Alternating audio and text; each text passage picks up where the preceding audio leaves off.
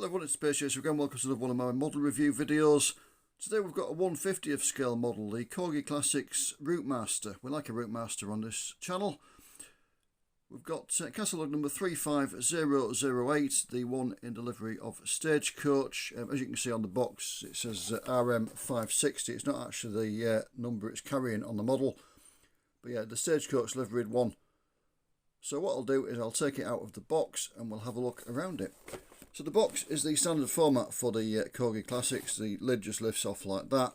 The normal Corgi Classics range, they were kind of beigey brown colour with the boxes, but the Routemasters had a slightly more jazzy box, as you can see. First thing to come out of the box, after you've taken the plastic tray off there, is the limited edition certificate. Always a moment of tension in the days of collecting them when they're out new, to see if you've got a good number or not. This one's a fairly middle of the road one, number 1774 of 5,000 produced. My dad bought a model once, so he had number 3 of the production run, which was quite a good one. This model came with various presentation things. You've got a little Stagecoach pin badge there, which is very nice indeed. I'll just take the model out. So this is second hand, as you can probably tell by all the grub and muck on the tyres there. They need a good clean. But there were some other bits as well, which I will show you in a moment. You get the mirrors and indicators in a separate pack there to put on yourself, so they don't get snapped off in the in transit. By the look of it, you've got an extra indicator as well in case you happen to lose one, which is a nice feature. And slightly bizarrely, you get a small plastic Corgi dog as well. Now, I had this model before. I bought it when I was a teenager. A couple of years after I bought it, I swapped it with my dad. He got a model in 1/76 that I wanted, and he offered to swap me it for the Routemaster, so I swapped him it. And the Routemaster I had didn't have the dog. The dealer I bought it from at a swap meet had taken the dog out and swapped it for a brown bear, which bizarrely he glued into the inside of the model just underneath the staircase where the conductor would stand. So when you looked through the doorway, there was a bear looking at you, which was really, really weird. And I did wonder why it had come about. It's only in years later I realised it should have had a Corgi dog with it. Just to demonstrate the scale to you, there is a 1/76th one on the right there. I've already done reviews of the EFE 1/76 scale Routemaster. That shows you the relative size. And just as a contrast again, another one I've done a review of, there is the Sunstar 1/24th one on the left. I can't even get it fully into the shot without everything falling off the table, but it shows you the relative sizes: 1/76, 1/50th and 1/24th. So the Corgi Classics range first introduced in the late 80s. The Routemaster introduced a little bit later on. It was slightly better than most Corgi Classics. Most of them didn't have flush glazing, but the Routemaster, as you can see, did. They offered the Routemaster in 2 versions, the closed top and the open top, and they did various releases of each. As you can see, we've got a closed top one. This was released in 1998, and as we saw from the limited edition certificate, it was limited to 5,000 pieces. So the bus is a model of Stagecoach fleet number 602. I don't think you can see that on the video. Registered EDS 50A, not its original registration number. The bus, as noted on the box, was originally RM560 with London Transport, and it was registered WLT 560. It was delivered new to London Transport in November of 1960. In common with a lot of Routemasters, it served from various different depots. Every time it went to a central works to get some sort of rebuild or repair, it was sent back to a different garage to the one it had come from. So it served at various times at Holloway, Peckham, New Cross, Tottenham, Edmonton, Stamford Hill, Chiswick Works, where it was used for experimental purposes for a while, Stockwell, Seven Kings and West Ham. In August 1981 it was fitted with a Leyland engine. It had an AEC engine when it was new, as did most Routemasters, but it was fitted, as I say, with a Leyland one in August 1981, and it was withdrawn from London service in November of 1984 when it was 24 years of age. It was put into storage in May 1985. It was sold to Stagecoach of Perth, the famous operator at Stagecoach, set up by Brian Souter, his sister Anne Gloag, and her then husband with just one bus. Within 10 years or so, they'd grown it into a major international transport company, and that's all to be said really. But this was one of the early operations in Perth under the Stagecoach name. As I say, they bought it in May of 1985. I'm not quite sure if it entered service then in Perth. Quite a few of the Routemasters they bought did. Some of them still in London Red on the local services they ran, such as Perth to Errol. In 1986, October 1986, it was transferred to the Magic Bus operation in Glasgow, not the blue buses with a wizard on them claiming pound fares and things that came later on. This was the original Magic Bus, which was Stagecoach's operations in Glasgow, and it found itself pounding up and down to places such as Castlemilk and Easterhouse. It was numbered 602 with Magic Bus, that's where it acquired that fleet number. In 1987, it was re-registered to EDS 50A. Stagecoach had realised the value of the Routemaster numbers. It tended to set them off and put them onto coaches and things like that. So it became EDS 50A. And in August 1987, it was refitted with an AEC engine as it had when it was new. So it went back to being AEC powered. In October 1990, it went back north to Perth to the Stagecoach operation, and that's the era it's modelled in here. At that time, Stagecoach were competing on the Perth city services alongside Strathtyr Scottish.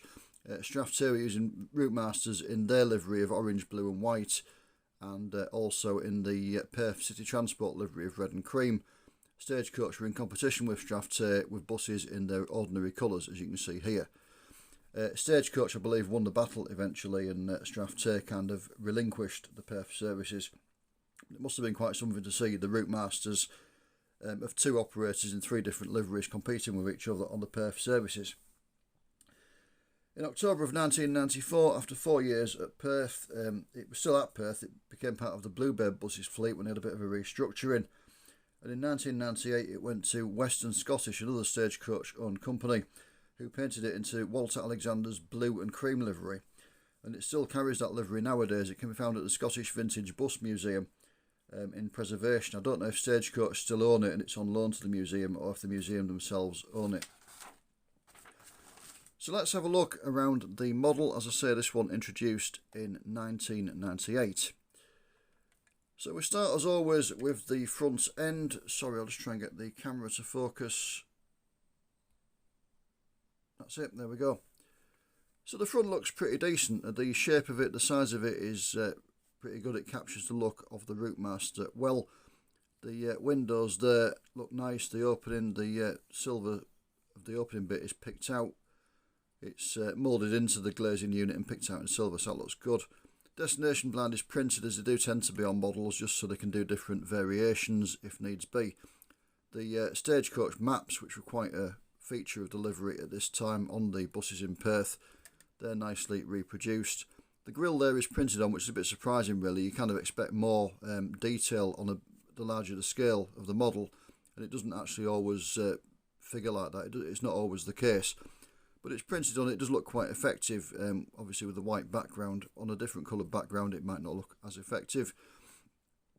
The windscreen looks pretty good. The wiper is again in some relief and picked out in silver, and the opening section there, the window would have opened outwards to give the driver more ventilation. Got the various little flaps and things under there. The side light modelled, picked out in silver. Bit of relief to that, that's good. The grille looks pretty good as well. The Routemaster badge nicely modelled on it. And the lights look a bit strange. I don't think you can see it on the video. I'll just try and get it a bit closer to the camera. They are like little jewels, but they look a bit odd because they're a kind of yellowy colour. They're not quite the right colour that they should be, but they don't look too bad, to be fair. And the fog light there again, that's just picked out in silver, so that looks a bit more reasonable. It doesn't have the odd yellowish tinge of the headlights. The frontal painting treatment of it seems to be quite right from photographs. The Routemasters that Stagecoach operated were all a bit different. Some of them had different variations of the paint scheme. You know, they'd have the stripes going across the grille and things. But this one with a black grille, I think, is correct for this bus. Round to the near side, the bonnet area looks pretty good. You've got the handle on the side of the bonnet there. I'll just try and bring it a bit closer to the camera. There you go. And that's there's a bit of relief to that, and it's picked out in silver. It looks really good indeed. The front wheels steer, you can pause them for it steering around the corner. They look pretty good. Sometimes on models they go to weird angles when you turn them, but these look quite reasonable. You can see the lifeguard rail underneath, maybe a little bit coarse, but still looking pretty decent. Nice gap between it and the bodywork, and it is quite substantial. It'd be hard to break off. I'm sure I could give it a go. Anyone who's watched my reviews before will know that I'm quite capable of breaking a model, but yeah, they are quite substantial. They should be difficult to break. Little step there on the side modelled. You've got the legal letter in the unladen weight. The wheels look nice. The detail of them, they capture the look of the Routemaster wheels really well. And all in all, it's pretty good. There is a little bit of white showing through there where the two halves of the body casting don't quite meet up, but it's not a major thing. And again, the windows look quite good. They're picked out a little bit in silver as well, just to highlight them. It does seem to have worn off a few of them. There's a couple of paint chips on this one, but it's a second-hand model. It does appear to have a bit of a hard life. I'll have a look at the interior properly a bit later on, but you can see the staircase there. It does look a bit crude. It should be painted maroon with silver treads on the stairs, silver kick plates, not in the colour it's in. The handrail isn't fitted. I believe that's in the bag with the mirrors and indicators that I showed you earlier on. The grab rail in the middle of the entranceway looks pretty good. One problem you can see with these, probably, if I just do it like that, is that it's got a load of dust in there. The floor is grooved, the entranceway is grooved as it should be, but it does tend to collect dust. It's quite hard to dust in there. Clearly the previous owner hasn't tried to do it. I will get a small brush and try and clean it out a little bit. And the so just try to get it into focus there. The used ticket bin, very nicely cast indeed. You've got the detail there of the hole where you'd put the tickets into. So very, very nice indeed. That looks good. Going round to the back, Stagecoach tended to paint over the blinds on the back of their Routemasters, so there's no blind on this one correctly. The fleet number in the correct, slightly odd position just above the doorway. Stagecoach name, the back of them was painted differently. Some of them had the blue going further down, but this one again appears to be correct. I don't know if you can see it on the video, but the edge of the blue is quite ragged. It's not very well finished, so it would benefit from a bit of masking tape and just putting a bit of paint across just to straighten the edge up a little bit and improve the appearance. Indicators are cast on, they look pretty good. The rear lights, you've got the two red rear lights there. The reversing light in the middle isn't picked out. I'm not quite sure if it had it on or not. Some did, some didn't. The registration plate is correctly recessed. There's a recess cast into the model there, which looks really good. And all in all, the appearance is pretty decent. Round to the offside again, it's pretty good. The windows look nice. The wheels look good. The fuel filler, there's a recess for it and it sticks out of it. It's all picked out nicely. You've got the step there for the driver to climb up into the cab. The sliding door is represented. It doesn't open or anything, but it's represented nicely. You've got the handle there to open it. Should be picked out in silver, so that's something you could do if you want to detail the model slightly. The driver's signalling window is just printed on. It looks a bit weird actually. It's a bit of a shame, given that the opening windows on the side are sort of moulded in the detail, and that's just... In fact, there is a bit of relief to it. Sorry, I stand a bit corrected, but it does look very strange. It's a bit too coarse. It's quite an odd look. And you can see the slot there that the mirrors and indicators go into. All in all, pretty good. Nothing to report on the roof. The 150th model doesn't have the radio dish that some of the models do have, but the panel lines are nicely cast in. And the paint job's quite good as well. They've done a good job of carrying the stripes across the roof, which they would have been at this date. This is back in the era when operators actually used to bother painting the roof, which they don't seem to anymore. Have a look at the chassis. It's quite basic. It's painted in black, which is good. The wheels really do need a clean, don't they? Blimey. But yeah, I'll get round to that. But yeah, chassis detail's pretty good. You've got the framing there, the transmission, gearbox, the engine, the fuel tank, all that kind of thing. It's all very nicely done indeed. You can see the screws there and there that hold the model together. If you want to take it apart, I believe there'll be some riveted bits as well that you might have to break through, but from experience of 150ths. But I've not tried to take it apart yet, so I don't know for definite. Exhaust system as well. You can see the exhaust snaking across there, going through there, and then the tailpipe coming out there. Again, very nice indeed. And it's all painted in black so that it doesn't shine up at you if you happen to have it on a higher level, or it's stood, you know, on a diorama going up a hill or something.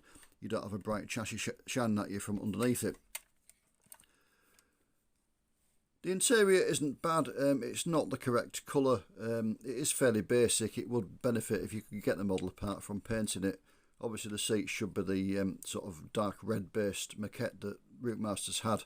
The seat backs were a grey colour, so the grey is correct for the seat backs. The grab rails need picking out in silver. The floor should be a brown colour. So yeah, it would benefit from it being painted. But detail wise it isn't too bad at all. Let's try and get it back into the shot. There we go. So how much will one of these cost you if you want to buy one? Not a vast amount really. I mean, they're not, the Corgi Classics generally are not that expensive. I've had a look on eBay. I'm doing this video in the middle of January 2025. The cheapest Corgi 150th Routemaster I could find, not the Stagecoach version, but the cheapest one overall, was $12.99 plus $3.39 postage and packing. So $16.38 all in, and that was the open top version in London Transport livery. The cheapest closed top one I could find was $18.49 all in. That's $14.99 plus $3.50 postage and packing, and that was the Beatles collection one. So it's a Liverpool Corporation livery, but done as a Beatles commemorative. The most expensive I could find was £200, including postage and packing. That was a London version, but it came with a sound module, so you could put the module, I think you either put it under the bus or behind it or something, and press something, it made the sound of a Routemaster, allegedly. I don't know, I've never had one, so I couldn't tell you. The most expensive one I could find without a sound module was $99.95, including postage and packing, and that was another open topper, but it was around London sightseeing tour one, in the red and white livery. These Stagecoach ones, the cheapest I could find was $26.50 inclusive of postage and packing, and the most expensive $32.95 including postage and packing. Given the size of it, it's not a lot of money. Needless to say, I managed to buy a cheaper one. I managed to find one for $14.99 plus $4.50 postage and packing, so $19.49 all in. But as you can see, it's had a little bit of a hard life. It's got a few knocks to the paintwork. It's quite filthy on the wheels. I don't know what they've been doing with it. It looks like it's been pushed through somebody's garden. But that's the kind of price you're looking at anyway. They're not as expensive as you would think given the size of them. It is a nice model, it really is. It's a lot nicer than some of the 150th scale Corgi Classics. There's a lot more detail to it. It's got flush glazing, which as I say a lot of them didn't have. And it is really nice, and I do recommend it if you like Routemasters and you want something a bit bigger than your 001, but you've not quite got the room for the 124th scale Colossal Sunstar model. This is a good compromise. It looks like a Routemaster, it captures the look, it's got the weight and the presence and the bulk that larger scale models often have, and yeah, it is very nice indeed. As I say, I've had one before. I swapped it with my dad for a 176 scale vehicle. When my dad passed away, I allowed his neighbour to have it. I gave him quite a lot of my dad's models to his neighbour, who'd helped to look after him in his older years, just as a bit of a thank you. So he's got my original one of these, complete still with the bay underneath the staircase. So I've now bought another one for my own collection, and I'm really glad I have. It's a model that I really like. I'm really interested in the early days of Stagecoach. You know, I know a lot of people don't like Stagecoach, but I do. And the early days around Perth and that really do interest me. So it's a model that I've always wanted to put back in my collection, and now I have. As always, thank you very much for watching. Please take care, and I will see you again soon. Bye for now.